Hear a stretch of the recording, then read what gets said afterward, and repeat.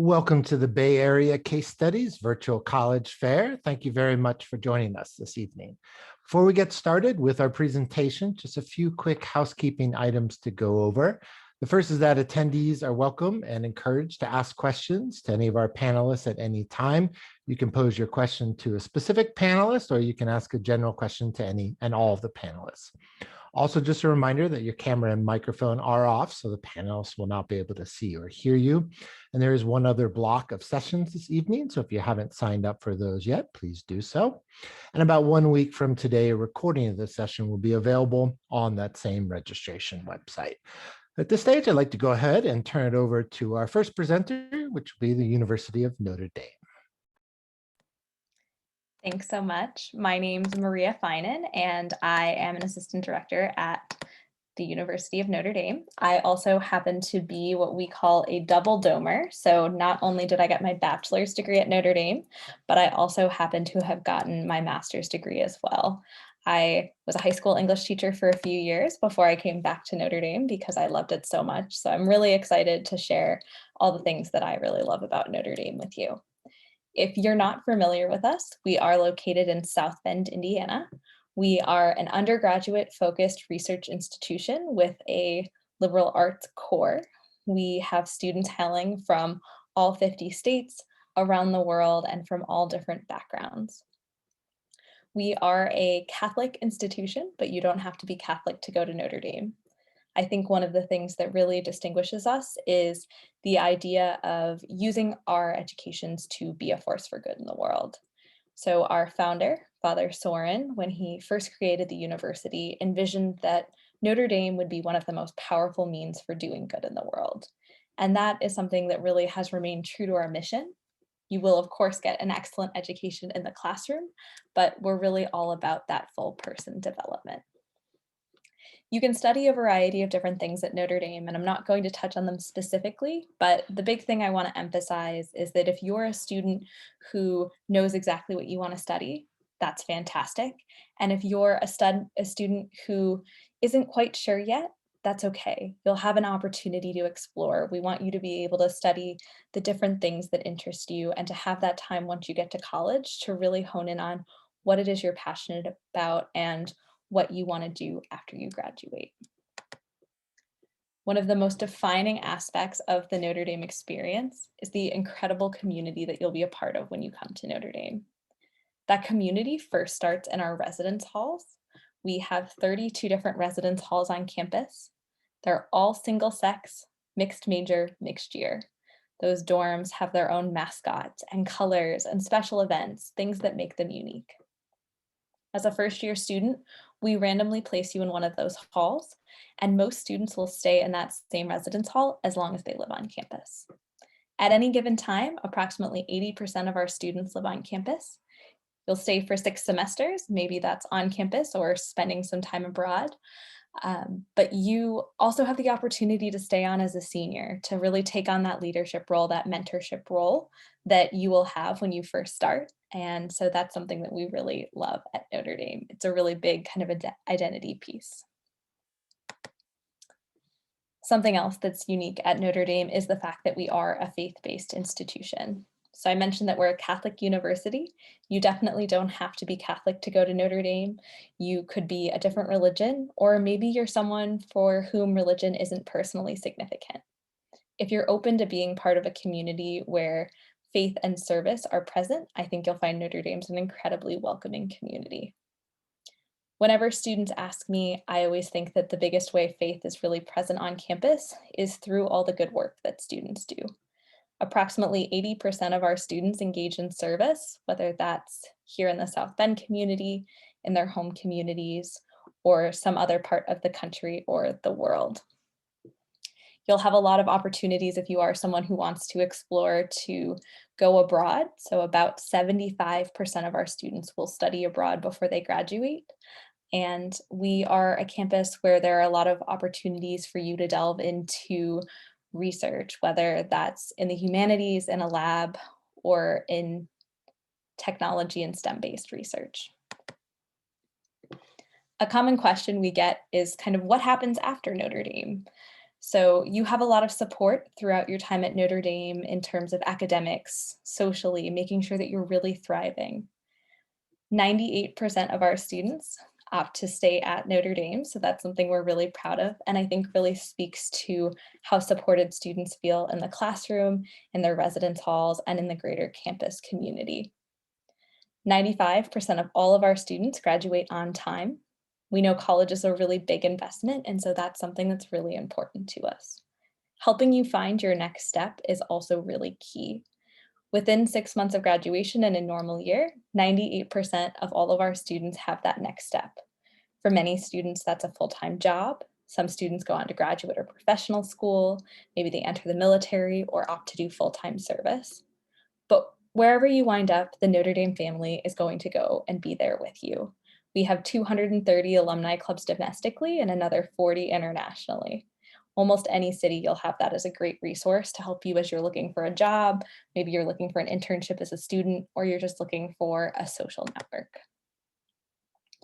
Really important to us is also making sure that Notre Dame is accessible for students. We read applications need blind for our domestic applicants. So what that means is that we're not looking at your family's ability to pay when we're making decisions about who to admit. For all of our domestic students, we meet 100% of demonstrated financial need, and that does include undocumented students as well. If we admit you to Notre Dame, we want you to be able to come to Notre Dame, and so we're making a commitment to you to make sure that you're able to come and have that Notre Dame education if it's something that's important to you. My last note is that we are test optional for the next several years. It's up to you whether or not you opt to submit a test score. If you feel it'll strengthen your application, then go ahead and do that.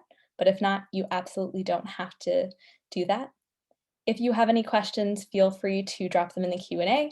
I will also share my contact information in the chat, so you can follow up with me as I am your regional representative, and I will pass this off to Trinity.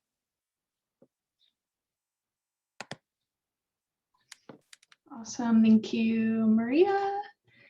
And good evening, everybody. My name is Nicole Frado Garcia. I use she, her, hers pronouns, and I'm the Senior Assistant Director of Admissions here at Trinity University in San Antonio, Texas, also proud alumna class of 2013. So there's several liberal arts colleges on this call this evening. And so what I'm going to present to you this evening are 5 unique factors of Trinity. And while they're not unique by themselves, they are unique in that we are an institution that has all 5. And so I'll touch on those, and then again, happy to answer questions as well. So the first is our size, 2,500 students undergrad. We are an undergraduate institution. We have very few graduate students. And so that means all of what I talk about this evening is for you as an undergraduate student. Those resources and the faculty are there to support you as you're not competing with graduate students or PhD students. Additionally, all of our classes are taught by the expert in their field, right? We don't have any teaching assistants, and so those faculty in your classrooms are also the people who are conducting office hours, who are grading your exams, and also on the sidelines of the soccer games as well, right? They're very invested in your undergraduate experience. The next piece has to do with the flexibility of the curriculum. So when you apply to Trinity, we actually are not looking at the academic interest that you're thinking you want to do as a 16 or 17-year-old. So when you come into Trinity, you actually have those first 2 years to really explore the curriculum and figure out what it is that you're interested in, because you don't declare until the end of your sophomore year. So once you're into Trinity, you're into all of our programs, and that includes a fully accredited School of Business, ABET accredited engineering program, but also things like global Latinx studies, right? And political science, entrepreneurship. And so you really have this vast array of majors and minors, departments to explore and figure out what you're passionate about. And certainly if you have an interest, you can start off day 1 in that, but it can also grow and change and still allow you to graduate in those 4 years. The next piece is our resources. So we have one of the largest endowments per capita in the country. And so you see those resources play out in several ways. So physically, in terms of capital investments on our campus, even though we're over 150 years old, our residence halls, for example, are continuously updated. You don't have to live in this old 100-year-old residence hall. Our labs and facilities are maker space. Our athletic facilities, things like that, right? We're continuously innovating and updating to make sure that you have space both to be comfortable as a residential campus and being on our campus so frequently, but also that it imitates what it is you'll be working with in the real world and that the technology is up to date. You also see that play out in the way that we're able to financially package our students. So both in terms of merit aid scholarships and need-based aid. And then also those resources are poured into our faculty. So we're able to hire and retain these incredible people because, again, of this endowment and the resources that we have on campus. One of my favorite pieces is that we are a liberal arts college in a big city. So this is very uncommon. San Antonio is the 7th largest city in the country, and it's incredibly vibrant. The culture of the city is very apparent when you come and visit, and I hope you have that opportunity to do so. But it also means that students are able to have that sort of small communal liberal arts experience with big city resources, right? So opportunities for jobs and internships, huge alumni network, direct flights home, right, to the Bay Area, being in a city where people want to come and visit you. And so that's something that's really appealing to our students who ultimately come to Trinity, is that opportunity to be in a liberal arts college, but be in a big city.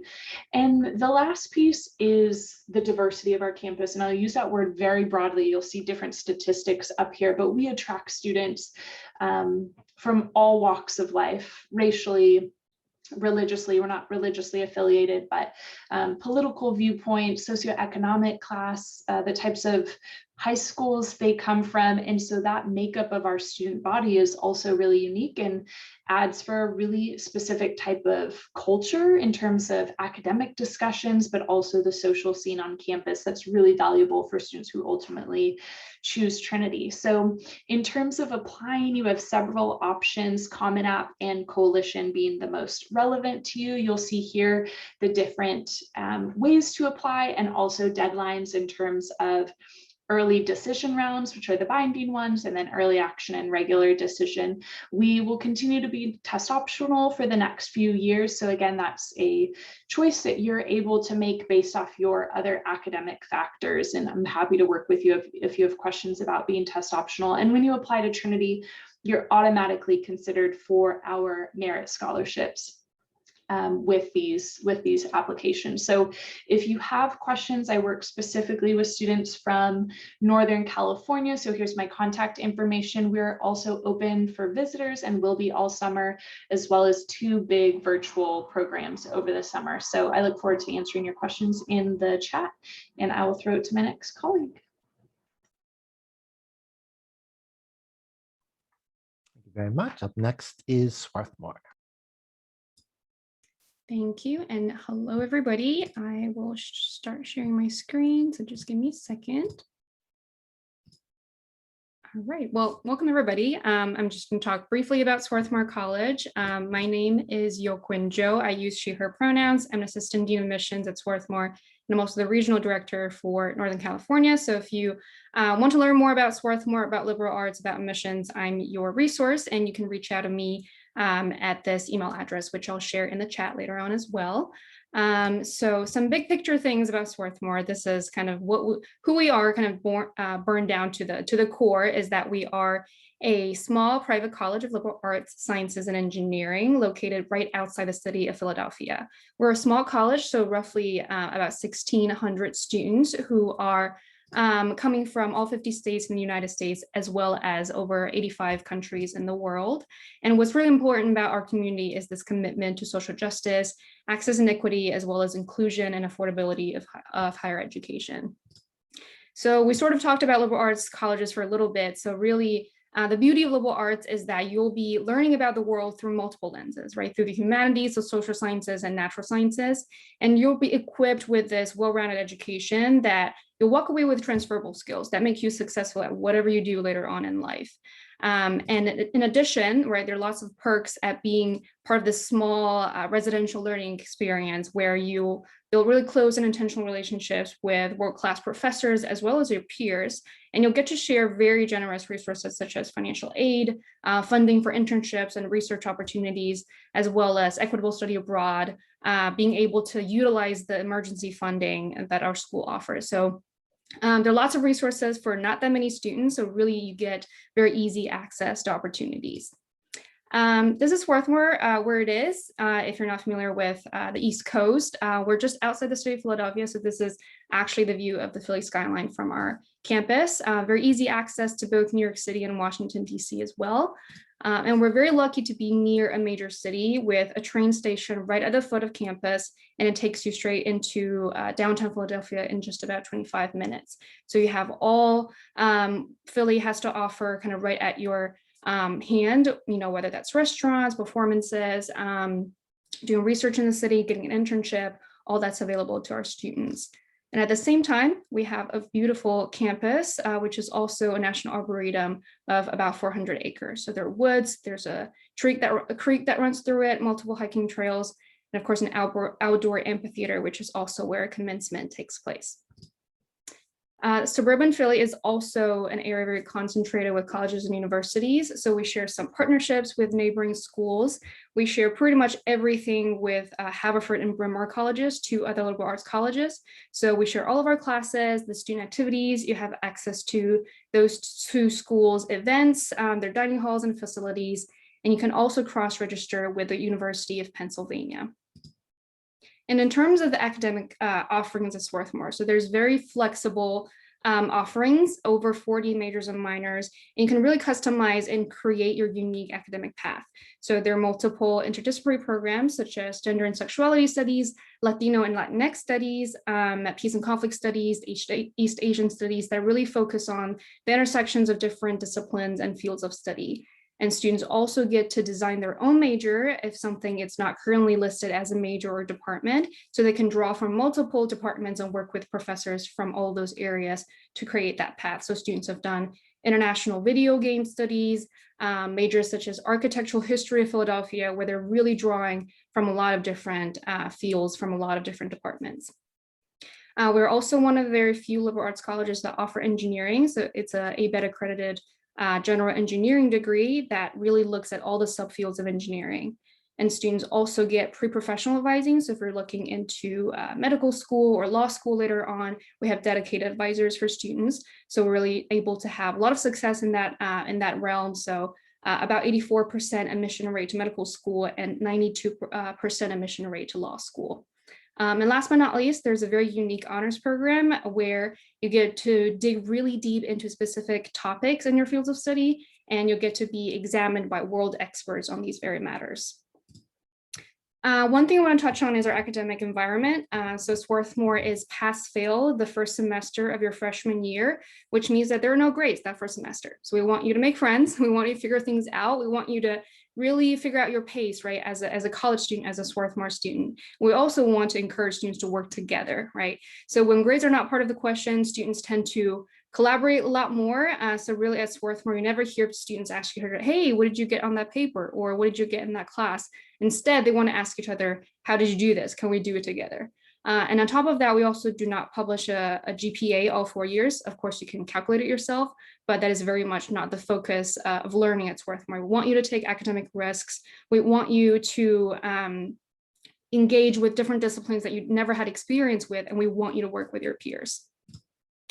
Something I touched on earlier is our commitment to social justice and equity and inclusion and access. So that very much has to do with our Quaker roots. We're no longer religiously affiliated, but our students are deeply invested in civic and social engagement. They're engaged in community projects, and there's close to $1 million every year dedicated to these efforts of students wanting to engage with communities around us and beyond. So wanting to give back, wanting to engage in poverty alleviation, education equity, in anti-racist efforts, and we want to encourage our students to be engaged with the world. And then the last thing that I want to touch on is our financial aid policy. So we're also need blind admissions, which means that we don't consider what your family is able to pay for. And that is true for all US citizens, permanent residents, as well as undocumented students. We need 100% of your determined need without any loans. So need blind, meet full need without loans. And the average aid award is about $56,000 a year. So I will wrap up my presentation there and hand it over to my next colleague. Great, thank you so much. Let me pull my presentation up. Good evening, everyone. My name is Jenny Antonelli. I'm an assistant director at the University of Miami in Miami, Florida. I recruit in the Bay Area, of course, and all of the Pacific Northwest, so Washington and Oregon and Alaska as well. So to start, I'm going to give you some quick statistics about the University of Miami. We are a lot smaller than a lot of people think. So we have about 10,000 undergrads and about 6,000 graduate students. Most people see our big sports teams on TV, automatically think we're this big 50,000 student institution, and that is not the case. You are a name and a face and not a number. Our average classes range from 16 to 27 students. So you are really getting to know your professors. They are really getting to know you. And we have students from 48 out of the 50 states, and we have students from more than 100 countries. So we do have a wide variety on our campus. Whoops, sorry, skipped a slide there. So in terms of our academics, we have more than 180 majors and programs, and they fall into these schools and colleges. So we have 11 schools and colleges overall. 9 of them are undergraduate, and then we have our Miller School of Medicine and our law school. In terms of applying, we are looking at students the same regardless of what major you put down on your application. But if you know something that you are interested in, then go ahead and put that down. The benefit is that you will start out in that major within that school or college because we are a direct admit university. If you don't know what it is that you want to study, that's okay. Don't worry. That's one of the things that you go to college for. That's part of what college is all about. You'll have 4 years to figure it out. But really the benefit is for you if you know what it is that you're interested in studying. If you do not know, put undecided. You'll start out in the College of Arts and Sciences, and you'll get to start taking classes in different areas for you to decide what it is that you want to study. As I was saying, that we read your application holistically, regardless of what major you put down. The exceptions to that are the performing arts and architecture. So for architecture, we recommend that students submit a portfolio. In terms of the performing arts, if you're interested in anything in the Frost School of Music or our theater BFA program, then we do require an audition. The other thing that's unique in terms of our academics is we have something called a Cognates program of general education. Now, a cognate is a set of 3 courses that are related to one another. You have to take 3 cognates. So one in STEM, science, technology, engineering, and math, one in arts and humanities, and one in people and society. Now, this means you have to take 3 classes in each of those 3 areas of knowledge. Your major will automatically fall into one of those 3 categories, and it will complete one of those 3 categories because, of course, you'll have more than 3 classes to complete your major. So you really just have to worry about 6 other classes for your gen eds to complete those other 2 cognates or areas of knowledge. The nice thing is that you get to choose which classes you take to complete those cognates. So we say that our students are the architect of their own education because you are designing your curriculum. You have the flexibility to take courses that you're passionate about, and you can study across various disciplines. We encourage you to do that, to take classes across the different schools and colleges. You aren't just locked into the particular school or college where your major is housed. A lot of students call cognates mini minors because you're able to build on them. You can take 2 or 3 more classes and you'll have a minor, take a few more classes than that and you'll have a major. So you really won't meet a UM student who only has 1 major, and so much of it is because of the Cognates program. We're also a Tier 1 research institution. All students are able to do research regardless of major. I know the pictures represent the STEM fields, but regardless of what your major is, you're able to do research as early as your first year if that is something that's of interest to you. I also want to highlight our city. We are in Coral Gables, which is a suburb of the city of Miami. So I like to say students of the best of both worlds.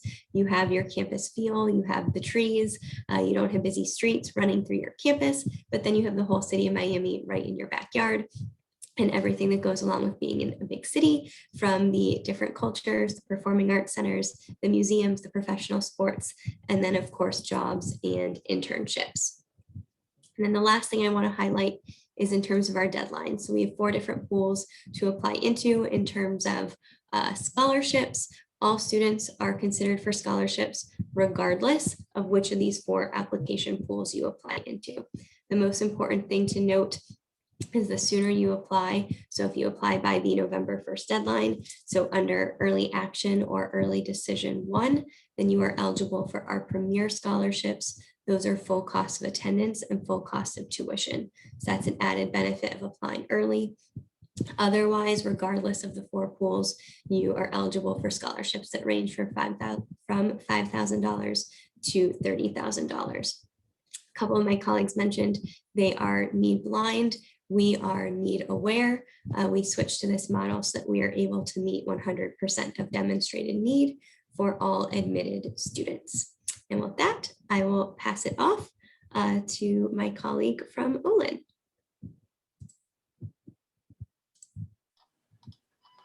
All righty. Thank you so much for joining me tonight. My name is Dan Johnston, and I am Olin College of Engineering's Regional Admission Counselor. And tonight, I'm going to tell you a little bit about who Olin is, who we are, why we do things the way that we do. And so, yeah, we will get started now. So first of all, a little bit about Olin, where we're located. We are just outside of Boston, in a suburb of Boston called Needham, Massachusetts. We are 330 students, so we are on the smaller side, 330 students total, and we are all undergraduate, and that is on purpose, and I'll talk a little bit about that later on. What really drives everything that we do, from the way that we are hiring our professors and our staff members to the way we are recruiting and teaching our students, is centered on this idea of engineering for good. How can we use engineering to provide positive change in the world? And I'll talk a little bit about that as well. Next thing I want to talk a little bit about, you heard me mention that we are in Boston. And so why do we have a school here? So Olin, if you're not familiar, is a relatively young school. We were founded in the late 90s. So you may be thinking, why was there another small private school in the Boston area? Aren't there enough? But really was because there's a really unique opportunity that we were able to be a part of, and that's called the BOW collaboration, which stands for Babson, Olin, and Wellesley. And with this collaboration, our students, as well as Babson students and Wellesley students, are able to take classes at the different institutions. So engineering students that may be interested in, they have an idea for a new product or a new program. They may be interested in bringing that product to market, being able to take classes at Babson, which is one of the premier business and entrepreneurship institutions in the country, really is a unique opportunity.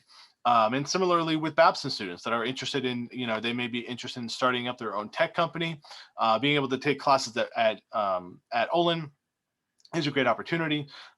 Similarly with Wellesley College, which is one of the premier all-women's liberal arts colleges, our students, because we do have this idea of engineering for good, keep in mind the arts and humanities. And so being able to take classes at Wellesley is an awesome opportunity.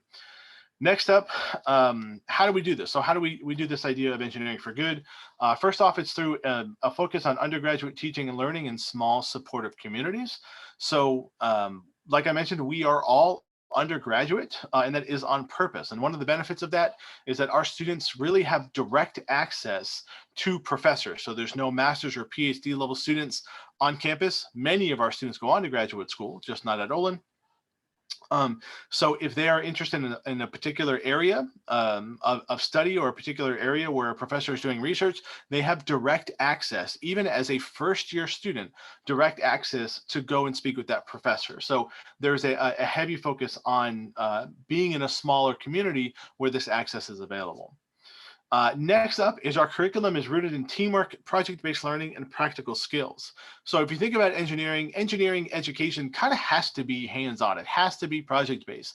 But one of the differences about Olin is that our curriculum, this project-based learning curriculum, starts as soon as you get on campus. So you don't have any kind of general education courses or pre-education courses that need to be completed prior to getting into your degree.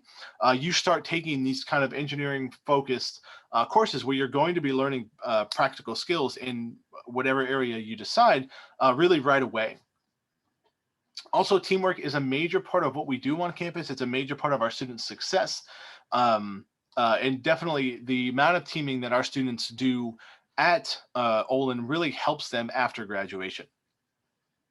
Next, like you heard me mention, we are Olin College of Engineering. And I like to say that we are an all engineering school, not just an engineering school, because the design and the arts, humanities, social sciences, and entrepreneurship play a major part of what our students are trying to do. So our students are not just engineers. They tend to typically be engineering and something else. So whether they're interested in sustainability, whether they're interested in social justice, or they are interested in entrepreneurship, there's always something else that is helping drive our students. And this, again, helps us drive that idea of engineering for good. And if you want to keep that idea, if you want to see how you can provide positive change in the world through engineering, you have to keep humanity. You have to keep the social sciences a part of your education. So this is why a lot of our students are really passionate about things that are outside of engineering, and studying at Olin gives them an opportunity to do so.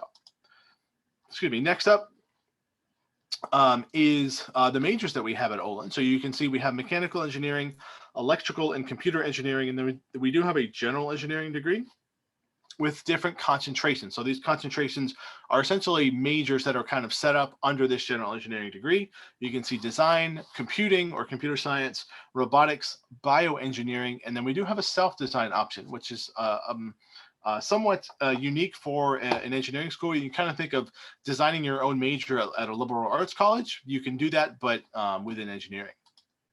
Now, kind of finishing up here, some facts about life after Olin. These companies that you see here are some of our largest employers and companies that offer internships to our students. Technical internships are a major part of what our students are doing. 100% of them did it. And 97% did more than one. So, and you can see the starting salary for our grads the past couple of years has been an average of about $90,000. Finishing up here with our admission process, we can go much deeper into this if you attend one of our information sessions virtually. But we have a two-step admission process that is very in-depth. And then as far as financial aid goes, every student gets the same merit-based award that is worth half the value of tuition. And we do meet 100% of demonstrated need based off of the FAFSA for all domestic students. So thank you for your time. Thank you very much, Olin. Looks like our sixth presenter may have run into some technical difficulties and may not be joining us, but that does leave us with some extra time. So attendees, if you have any questions, please do feel free to send them through the Q&A. In the meantime, we'll do a round or two of questions here ourselves. We'll start off with what's one thing you did not have time to present on that you'd like to cover now? And so we'll go in that same order, starting with Notre Dame. Thanks so much. So something I didn't talk about, but I think is always really great for my California students to know is that we have something called Notre Dame California. It's a team of employees whose full-time job it is to build and maintain partnerships with employers and alumni and students across the state of California. So if you are someone who's open to exploring a new place for college, checking out the Midwest, going somewhere else, and you know you want to come back to California after you graduate, we have a really strong support network to make that happen for you. That's also where our Silicon Valley semester abroad program is located. So in addition to our international programs, we have 2 domestic programs, one in Washington, D.C. and one in Silicon Valley. Really great opportunity if you're someone who's looking to get immersed in internships during your undergraduate experience. And it's a really great support network for students. And I will pass it on to Trinity.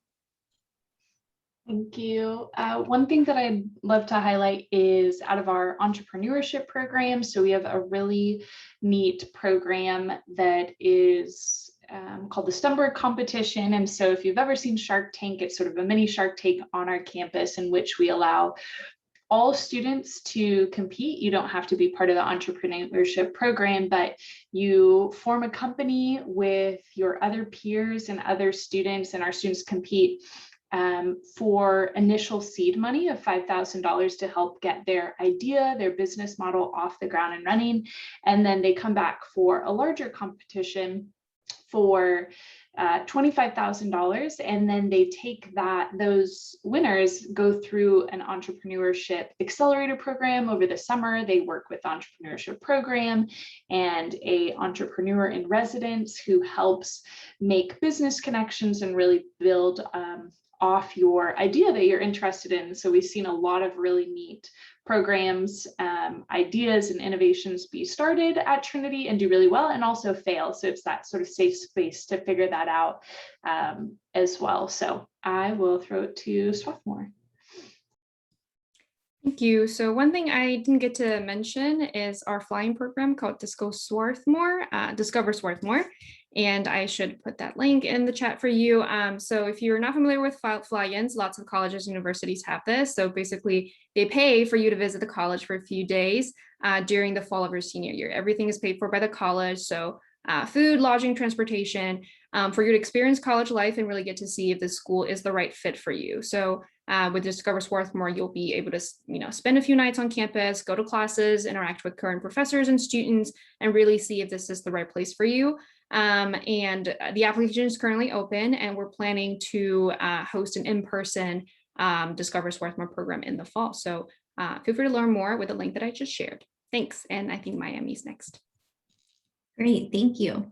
So yes, one thing that I did not mention is our study abroad program. So we have the traditional study abroad route where we partner with other institutions for students to go abroad, but then we also have something known as U programs. And these are faculty designed and faculty led. So if you know that you want to be taught by a UM professor, then you could choose from one of those. There are 8 of them. They're in places like the Galapagos. That's one that's really popular for our marine science students, as well as our School of Communication students.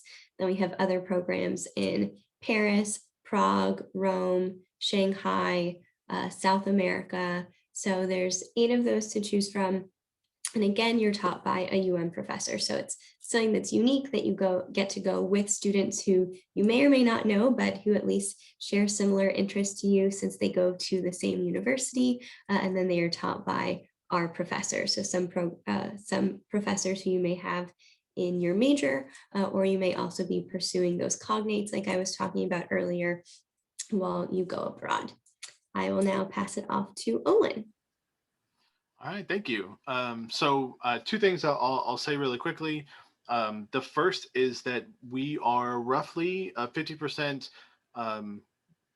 male versus female gender balanced, which is something that you don't often find, especially in the engineering field, and something that we are very proud of. The next thing I'll say is kind of on the studying abroad front, where we have a program called Study Away, actually, where students can actually, instead of taking classes at Olin, they can take, let's say if they wanted to dig deeper into, let's say, ocean engineering, and they wanted to go someplace that had a more specific ocean engineering courses, or dig deeper into a specific science like chemistry or biology, so maybe something to do with sustainability, something like that.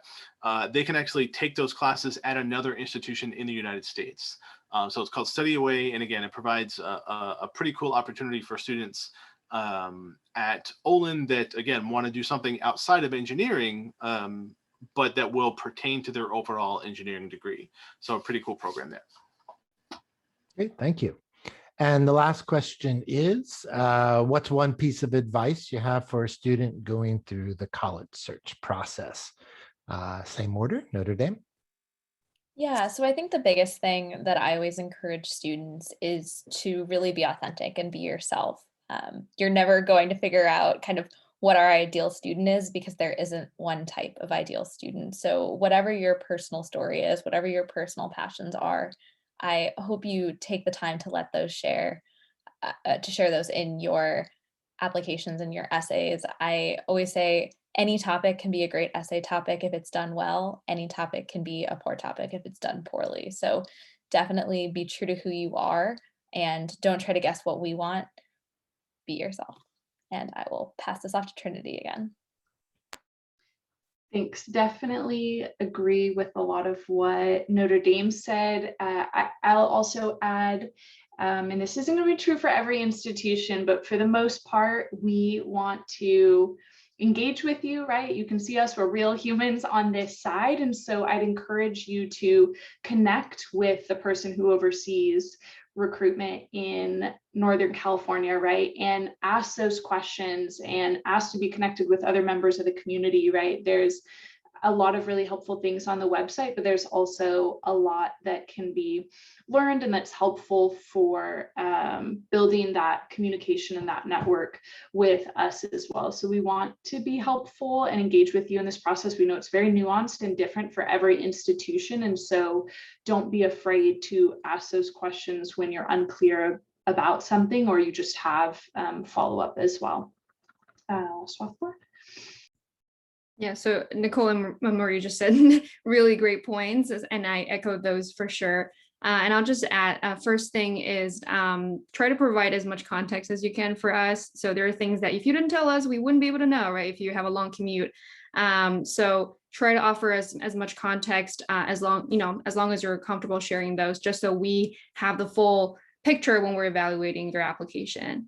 And I guess the second piece to that is kind of going back to what Nicole said about engaging with college communities and engaging with admissions. Try to talk with current students as much as possible because they are the firsthand experience. They offer the most unfiltered, the most genuine answers to all of your questions. So try to read college newspapers, right? Try to talk to a current student who might be coming from where you're from, or share your experience or an identity and really get to see what it's like to be at one of these campuses, for a student like yourself. So try to utilize all the resources that we have. Everything that my three colleagues have said are all things that I always share as well. On that note of utilizing the resources, I would say there are so many more opportunities right now because we're in this virtual format due to the pandemic that it's already hard, especially for the University of Miami. For all of you in the Bay Area, it's quite the far trip to visit campus. So definitely take advantage of all the virtual opportunities that every university is offering right now that you're interested in. Just for us specifically, we're hosting our information sessions, we're hosting breakout sessions with schools and colleges, we're hosting student panels that you get that current student experience side. So there really are a lot of ways to learn more and to dig deeper into each university. So definitely go to each website, just scroll through, see what all you can find, because there's definitely a lot more out there than there has been in the past. All great information. And I guess the one thing I'll throw in there is if an interview is available for an institution that you're interested in, even though it may be optional, and I think kind of most institutions it's not going to be absolutely mandatory, it provides a lot of value for you and the institution so they can get to know you a little bit more if you do that interview. So keep an eye out for virtual interviews since they may be more widely available to you. So I definitely suggest doing those optional interviews just because it provides a way for you to get to know the institution on a little bit more personal level when you are speaking with somebody one-on-one. And it also provides an opportunity for the institution to get to know you a little bit more.